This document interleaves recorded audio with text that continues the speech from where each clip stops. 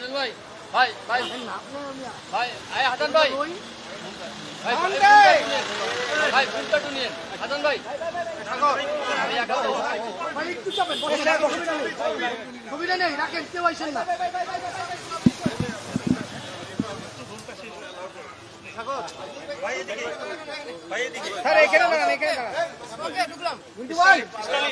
বৈঠক তো কারণ হচ্ছে একটা, মূল কারণ হচ্ছে বাংলাদেশ নির্বাচনের দিকে যাচ্ছে ফেব্রুয়ারির প্রথমার্ধে, এবং এটা আমরা বাংলাদেশ এই যে নির্বাচনের দিকে দেশ গণতন্ত্রের দিকে ট্রানজিশনের দিকে যে যাচ্ছে, এটা ওরা সন্তুষ্ট।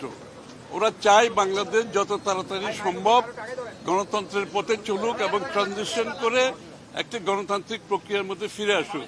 এইটার ব্যাপারে আমাদের বিভিন্ন আলোচনা হয়েছে এবং এটার প্রেক্ষাপটে আগামী দিনে আমরা কি করতে যাচ্ছি, ওদের ভূমিকা কি হবে, এবং বিভিন্ন রাজনৈতিক দলের মধ্যে যে কথাবার্তাগুলো হচ্ছে সেগুলো আলোচনায় আসছে। এবং শেষ কথা হলো গিয়ে এটাই, শেষ কথা হচ্ছে বাংলাদেশের যত তাড়াতাড়ি সম্ভব একটা নির্বাচনের মাধ্যমে দেশে গণতন্ত্র ফিরে আসা দরকার। এটা তারা চায়। আমরা যারা গণতন্ত্রকামী মানুষ বিশ্বজুড়ে, বাংলাদেশের বাইরে ইউরোপিয়ান ইউনিয়ন সহ সবাই চাচ্ছে বাংলাদেশে যত তাড়াতাড়ি একটি গণতান্ত্রিক অর্ডার ফিরে আসুক, এবং এর জন্য ওরাও কাজ করতে চায়। আমাদের সকলে মিলে এই কাজটা যত তাড়াতাড়ি সম্পন্ন করতে পারি, দেশের জন্য মঙ্গল, গণতন্ত্রের জন্য মঙ্গল।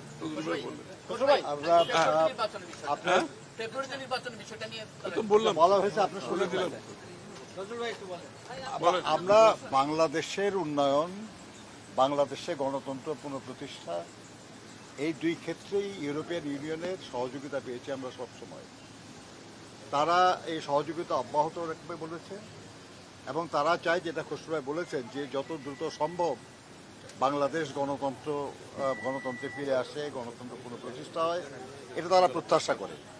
আমরা তাদেরকে গণতন্ত্র সুসংহতকরণের সহযোগিতার পাশাপাশি বাংলাদেশে বাণিজ্য ক্ষেত্রে ইউরোপিয়ান ইউনিয়নের সহযোগিতা আরও বৃদ্ধি পাবে, এটা আমরা তাদেরকে অনুরোধ করেছি।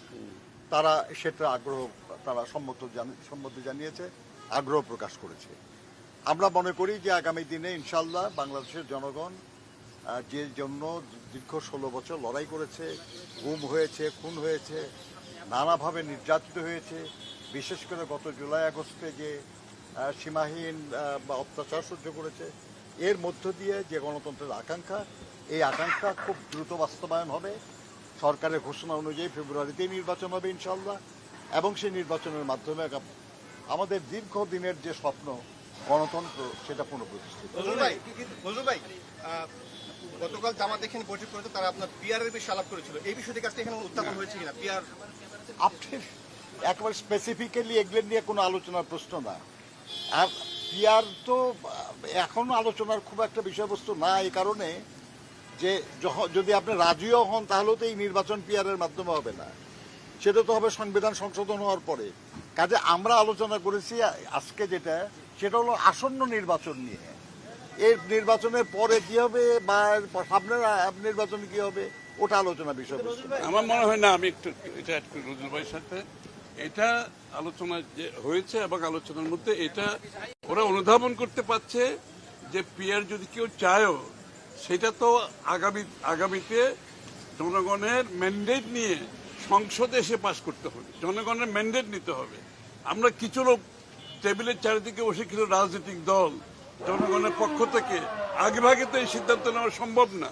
এটা জনগণের ম্যান্ডেট নিয়ে আগামী নির্বাচনের পরে যদি জনগণ চায় হবে, আর না চাইলে যে ধারা চলতে হবে, এটা পরবর্তী সময়।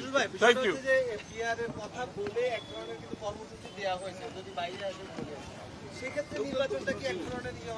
এখানে কোনো একজন আরেকজনের বিরুদ্ধে কিছু বলতে চাচ্ছি না, আমরা এটা বলতে চাচ্ছি না, কিন্তু কবে আমরা পিআরের আলোচনা শুরু করলাম, কে কবে পিআরের দাবিতে আন্দোলন সংগ্রাম করেছে? এই যে জুলাই আগস্টের আন্দোলন হলো, সেখানে দাবির মধ্যে কি পিআর ছিল?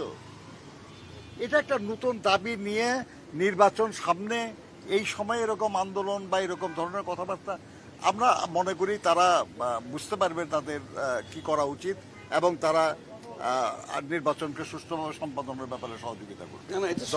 পিআরের বিষয়টা সবচেয়ে বড় কথা হচ্ছে, এটা তো আমরা কোনোদিন রাজনৈতিক দলকে বাংলাদেশের মানুষের সিদ্ধান্ত নিতে বলে নাই। সুতরাং এটা আলোচনার বিষয় না। কোন রাজনৈতিক দলের যদি সেটা ইচ্ছা থাকে, তারা আগামী নির্বাচনে জনগণের কাছে এটা নিয়ে যেতে হবে, ম্যান্ডেট নিয়ে সংসদে আসতে হবে। ধন্যবাদ। ওরে আল্লাহ, কি রে ভাই, তুমি তো অর্ধেক বাইরে ছিলে।